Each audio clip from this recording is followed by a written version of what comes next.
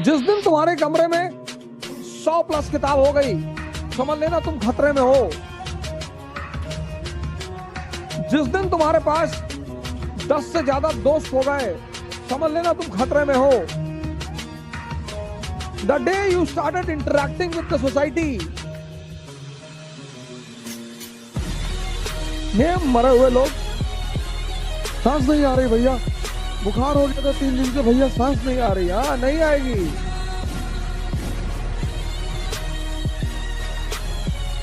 अरे नहीं आ रही है तो प्रोनिंग कर लो, प्राणायाम आएगी। क्यों नहीं? वो लोग क्या करते हैं, वो कितना पढ़ना है ये मायने ही नहीं रखता है। मायने ये रखना है कि पढ़ना क्या है, ये मायने रखता है। और यहाँ पटना में, दिल्ली मुखर्जी नगर में, यहाँ पे रगड़ रहा है, रगड़ तो रहा है। अब भाई रेगिस्तान में आप 20 फीट खोल दिए या 40 फीट नल खोदिए, पानी नहीं निकलने वाला। निकलेगा? नहीं निकलेगा। जगह देखिए ना कहाँ क्या मायने रखता है, उस हिसाब से। यूट्यूब से पूछोगे ना वेबसाइट कैसे बनाएं, ब्लॉग कैसे बनाएं, किससे पूछो? यूट्यूब पे। ऐसा हीरालाल जी, उसमें तो आजकल लिखने का भी झंझट नहीं है, उस पे ऐसे वेबसाइट कैसे बनाएं, तो इसमें तो लफड़ा ही नहीं है। हीरालाल जी ब्लॉग कैसे बनाएं वो बताएगी, आपको तो बताएगी, हम सबको बताएंगे, लेकिन वो जिसको जिस लैंग्वेज में समझ आए। हाँ ये सच है, मजाक कर रहा हूं, समझ में आई बात। आपका वेबसाइट रहना चाहिए फ्री, कोई दिक्कत नहीं, बना लोगे 5 मिनट में, बस पूछना है गूगल से। आपको ये पता है कि नहीं, दुनिया में जो कुछ रास्ता कहीं नहीं मिले तो गूगल देव रास्ता बताता है।